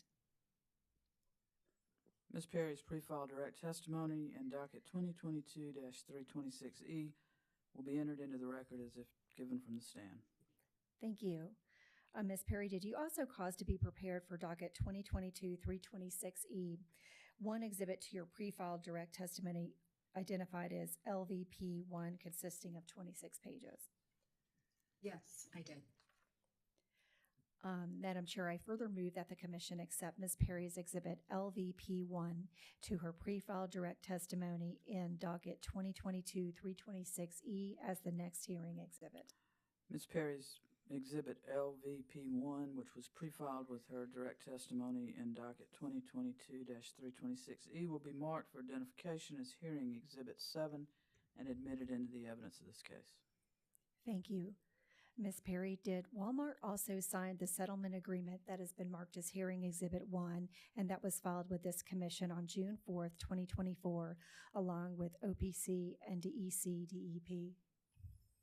Yes, it did. And do you agree that the terms of the settlement agreement are reasonable in the public interest and in accordance with South Carolina law and regulatory policy as set forth in paragraph 5 of the settlement agreement? Yes, I do. Ms. Perry, have you prepared a summary of your pre-filed direct testimony and Walmart's position with respect to the settlement agreement? Yes, I have. Would you please read your summary to the commission and the parties and council? Yes, thank you. Good morning, commissioners. Thank you for the opportunity to summarize my testimony filed in this docket. Just a moment, Ms. Perry. I'm sorry Yes. to interrupt, but we've lost your picture, and the court reporter always needs to see the witness. Just a second. If we can bring, there you go. You're back. Thank you. Sorry to Okay. interrupt. All right, no problem. You can start over. Okay. Good morning, commissioners. Thank you for the opportunity to summarize my testimony filed in this docket. Walmart operates 122 It stopped again. retail. I'm sorry. I may be able to try a different internet. I just don't know if it will kick me off and force me to come back in. If you'd Well, like for me you're to do okay. that. Keep going for now. All right. I'm going to keep going. I won't start from the beginning this time. Okay. Okay. Walmart operates 122 retail units and 8 distribution centers in South Carolina, employing over 35,000 associates. In the fiscal year ending 2024, Ms. Perry, Walmart purchased. Ms. Perry, I'm Yes. sorry. Just hold on just a second. Let me see something. Ms. Perry, we're showing low bandwidth on your end. Do you have a different internet that you can just? Yes. Okay. If you hold on a second, Ms. Perry, you're going to need to log out and log back in to our WebEx, I think it is on. So we're just going to stand at ease till you come back in, okay? We might have Okay. lost her. Okay. Thanks. Thank you. We're at ease. Let's just stand at ease for a few minutes.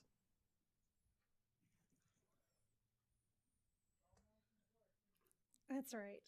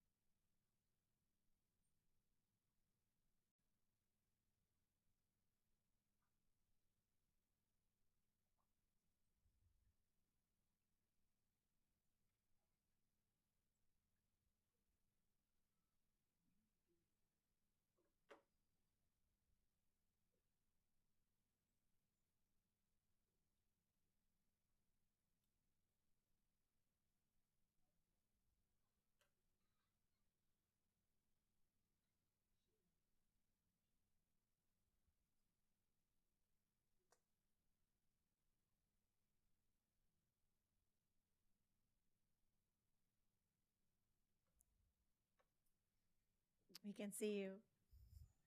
Can you hear us? Yes, I can hear you. Okay, So far, great. I have 5 bars. So Yes. fingers crossed. Success. Thank you so much. Sorry for that interruption, commissioners. Ms. Perry, can you please start over on your summary? Thanks. I will. All right. Good morning, commissioners. Thank you for the opportunity to summarize my testimony filed in this docket. Walmart operates 122 retail units and 8 distribution centers in South Carolina, employing over 35,000 associates. In the fiscal year ending 2024, Walmart purchased $2.2 billion in goods and services from the state, supporting over 20,000 jobs. Walmart is a significant customer of Duke Energy Carolinas and Duke Energy Progress, with 43 stores and 1 distribution center within their service territories. The purpose of my testimony is to address specific programs that Duke is proposing to help customers meet their sustainability goals, specifically renewable choice and clean energy impact. Walmart is one of Duke's customers who has its own sustainability goals. Walmart aims to be powered 100% by renewable energy by 2035 and achieve zero carbon emissions in its operations by 2040. Additionally, by 2040, Walmart plans to transition to zero emission buildings and bring 10 gigawatts of new clean energy projects online by 2030. To achieve these goals, Walmart uses 3 primary channels to secure renewable energy: developing off-site resources through virtual power purchase agreements and community solar programs, Second, developing on-site resources through PPAs and behind-the-meter resources like rooftop solar. And third, working with utilities to create customer programs with minimal impact on non-participating customers. Walmart participates in programs with several utilities across the U.S., including Florida Power and Light Solar Together and Duke Energy Florida's Clean Energy Connection. Walmart supports Duke's proposed Renewable Choice and Clean Energy Impact programs, which offer various pricing mechanisms and contract links for customers to purchase renewable energy credits.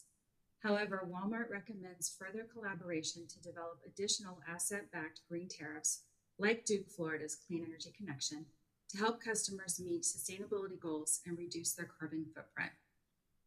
Walmart joined the settlement agreement that is before the Commission today, in which Duke has agreed, among other things, to work with interested stakeholders to develop a program similar to its Clean Energy Connection program currently approved in Florida.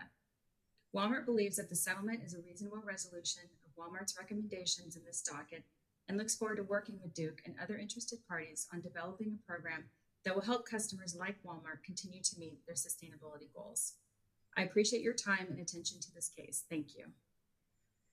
Thank you, Ms. Perry. Madam Chair, Ms. Perry is available for cross-examination by the Commission. Thank you, Ms. Eaton. Commissioners, questions for the witness?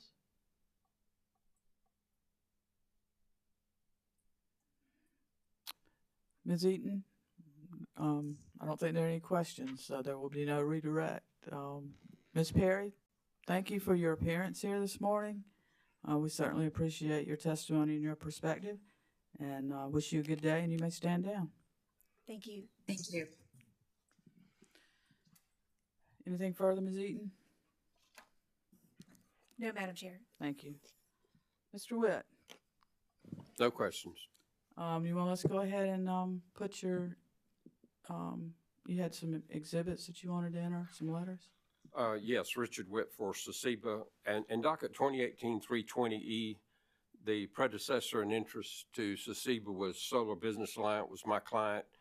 And during that docket, we filed 5 sets of comments, no testimony, but 5 sets of comments. So I wanted to refer those, reference those 5 filings by the date they were filed. They were all e-filed and served on the parties, and we can provide a copy of them to the court reporter if that's necessary. But if I can, I'd like to identify those 5 filings by the date they were filed without the usual particulars, since you have everything. Yes, sir. Okay. So the first comments were on January 7th, 2019. The next was March the 7th, 2019. May 17th, 2019.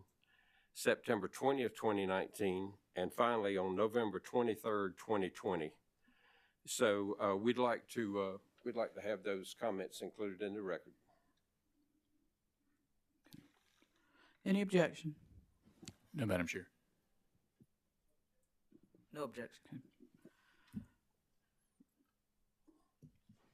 No objection. Thank you. Do we need to send a copy to the court reporter? Yes, sir. I'm going to ask if you would do that. If Okay. you would provide copies of that to the court reporter. We will. And we will make the comments, they were in the name of the Solar Business Alliance, which was the predecessor of SECIBA.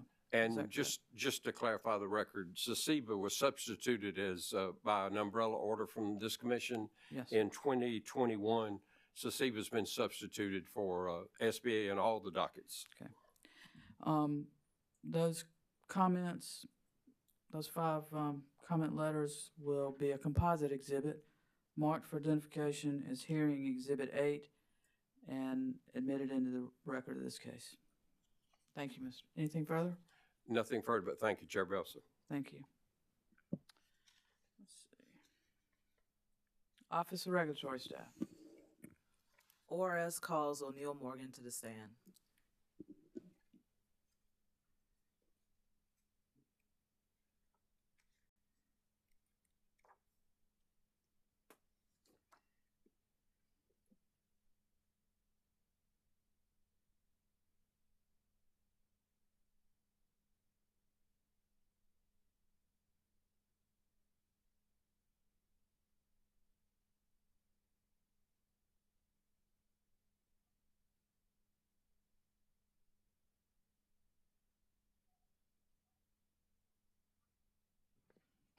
Ms. Julie? If you'll raise your right hand. Do you solemnly swear or affirm that the testimony you're about to give will be the truth, the whole truth, and nothing but the truth? I do. Thank you.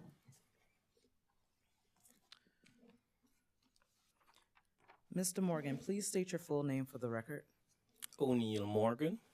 And by whom are you employed and in what capacity? I'm employed by the South Carolina Office of Regulatory Staff as a senior engineer. Are you the same O'Neill O. Morgan who prepared or caused to be prepared 21 pages of pre-filed direct testimony in this docket on April 22nd, 2024? Yes, I am. Do you have any corrections or edits to your pre-filed direct testimony? No, I do not. And if I were to ask you the same questions as those posed in your pre-filed direct testimony, would your answers be the same? Yes, they would. Madam Chair, I move that Mr. Morgan's 21 pages of pre-filed direct testimony be entered into the record as if given orally from the stand. Mr. Morgan's pre-filed direct testimony will be entered into the record as if given from the stand. Mr. Morgan, did you prepare a summary in this docket? Yes, I did.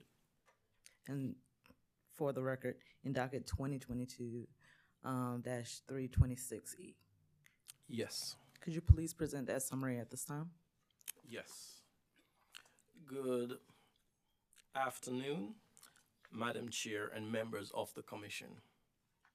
The purpose of my direct testimony is to present ORS's findings and recommendations regarding ORS's review and examination of Duke Energy Carolinas LLC and Duke Energy Progress LLC amended application for approval of customer renewable programs and compliance with certain sections of the South Carolina Energy Freedom Act, Act 62.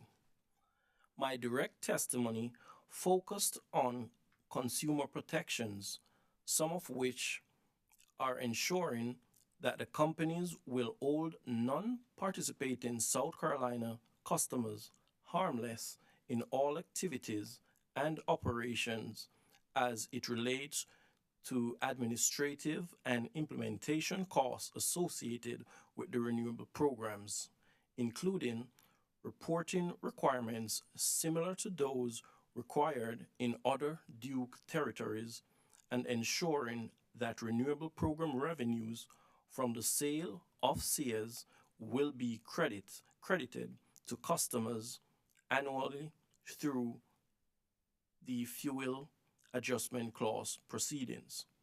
Subsequently to the filing of my direct testimony, a settlement agreement was entered into between South Carolina Office of Regulatory Staff, Duke Energy Carolinas, Duke Energy Progress LLC, and Walmart. While Clean Energy Buyers Association and Carolinas Clean Energy Business Associations did not join the settlement agreement, they do not object. The settlement agreement is offered as a fair, reasonable, and full resolution of the parties' issues in this proceedings. Further, ORS believes that the settlement agreement is in the public interest of South Carolina and respectfully requests that the Commission approve the settlement agreement as presented. This concludes the summary of my direct testimony. Chair Belzer, before Commissioner questions, I want to, ORS filed in docket 2018-320E, a letter on April the 1st, the 1st, that contain our review of that docket. And at this time, I would like to move that letter into the record as the next hearing exhibit.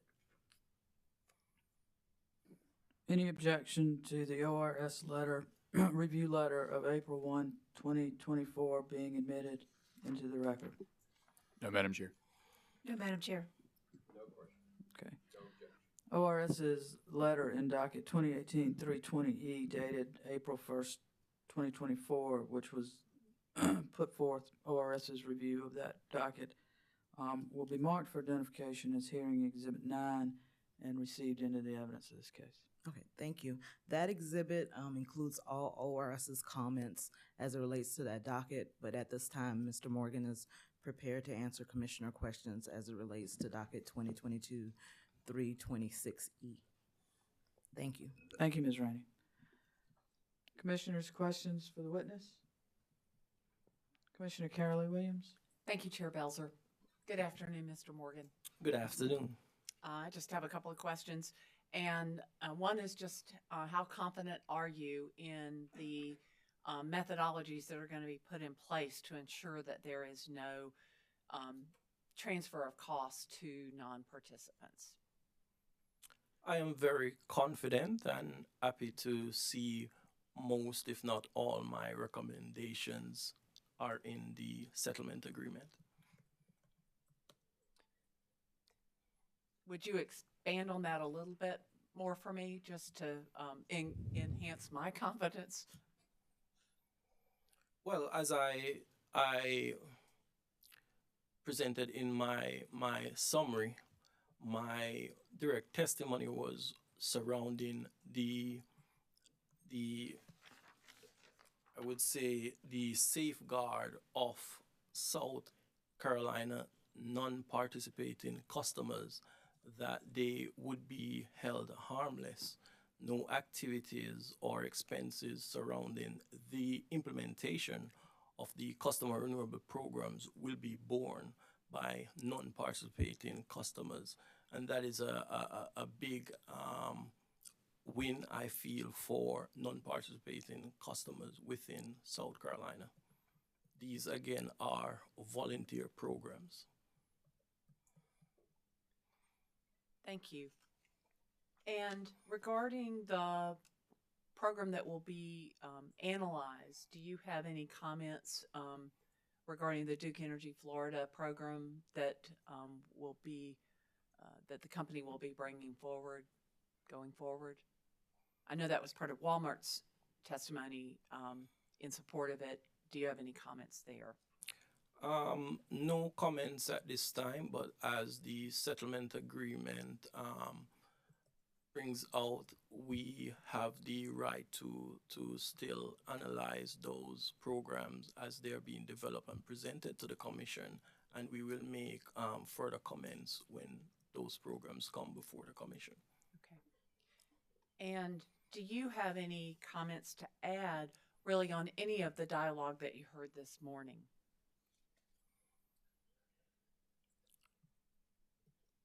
What I can say is I believe the company did a good job in explaining to the Commission.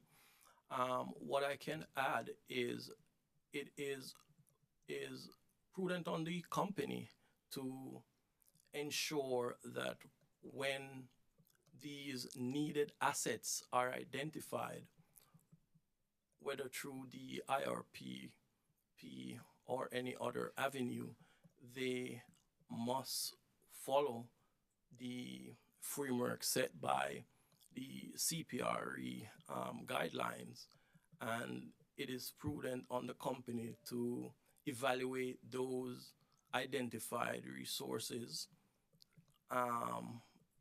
looking at whether it's economical or otherwise, because it is in the base rates that the onus is on the company to prove to the Commission and other parties that those assets were purchased in a prudent and fair manner. Thank you. I have one other question, and it is non-incremental costs. Do you have any comments on what that means in this settlement agreement? Think about the non-incremental costs as absent these programs that are being proposed.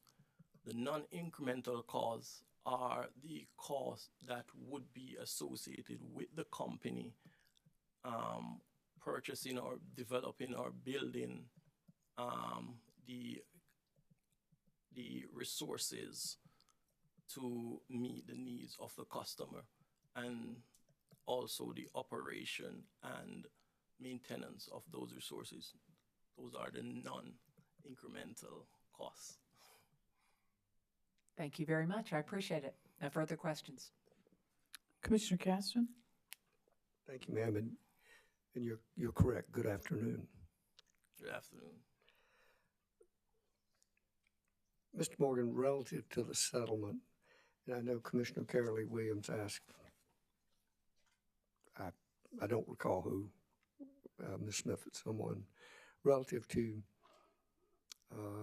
paragraph M, it's on page 9, 15, top of that. Parties agree, the commission approves, so forth, better, respective renewable generation resources, and then it lists those other items. What does that section M mean to you? The approval of this program today does not approve the company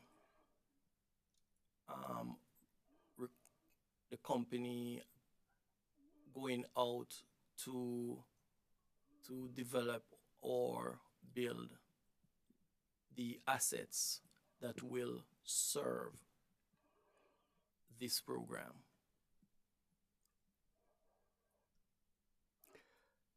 Paragraph O. Parties agree the commission retains full discretion to determine ORS and other full discretion recommendations. What does that paragraph O or that section O mean to you?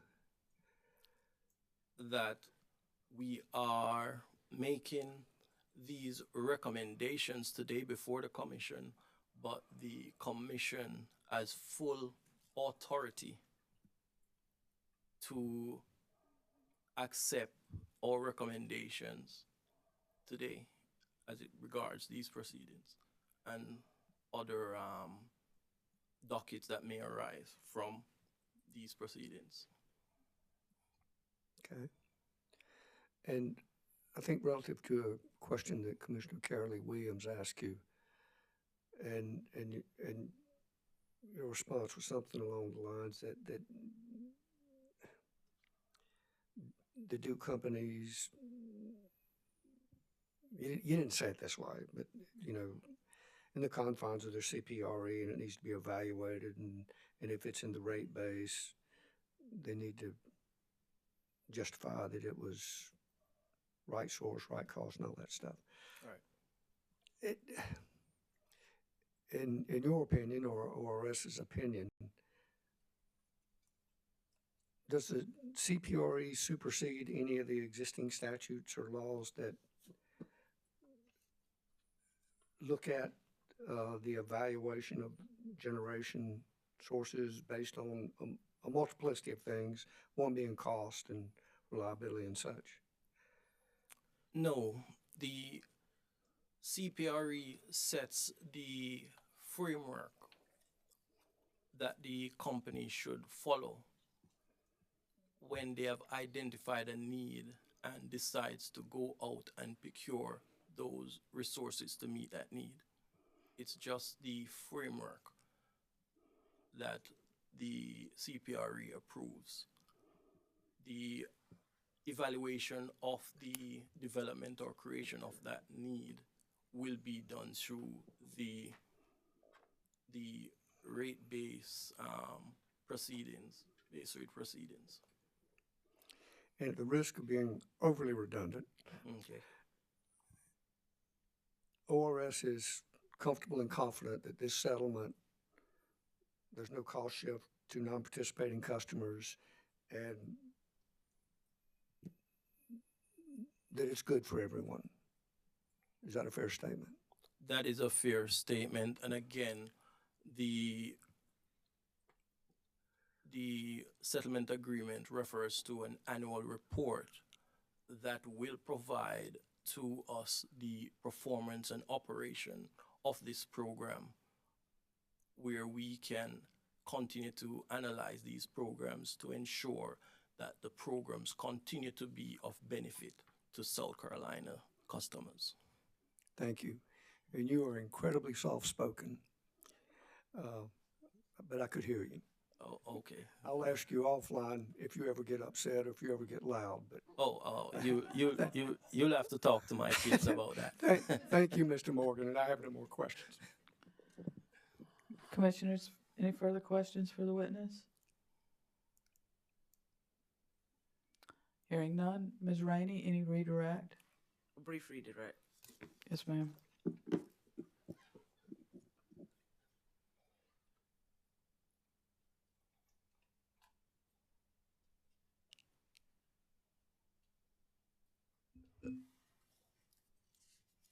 Mr. Morgan, you received a couple questions as it relates to how confident ORS was in tracking these costs associated with the programs that non-participating customers will be held harmless. Is that correct? That is correct. And a part of the settlement agreement, wouldn't you agree the parties agree that the costs associated with these renewable programs will be identified and marked with certain charge codes for ease of auditing and rate-making purposes? Is that correct? That is correct. So I ask you again, are you confident that we'll be able to track through annual reporting and how these costs will be identified, these costs? Yes, I am confident. Okay. You also received some questions as it relates to subsection 6O. Do you recall being asked questions about your interpretation of that paragraph? I'll give you time to turn to it. Yes. Okay. Would you agree that that section is focused on, it relates to the commission having the discretion to determine? Parties can make recommendations, but this is focused on rate-making treatment. Is that correct? That is correct. Okay. No further questions, Madam Chair. Thank you, Ms. Rainey. Mr. Morgan, thank you for your testimony today. We appreciate your testimony and your perspective, and you may stand down. Thank you. Ms. Rainey, anything further? Nothing further from ORS. Thank you. Mr. Welborn? Nothing further here, Madam Chair. Thank you. Am I missing anybody? Anything further from anybody? Nothing further. Well, ladies and gentlemen, thank you for being here today and working through these filings with us. We certainly appreciate your appearance here. I'm going to ask that you get with our staff council and talk about proposed orders. And with that, I wish everyone a good afternoon, safe travels home, and we are adjourned. Thank you.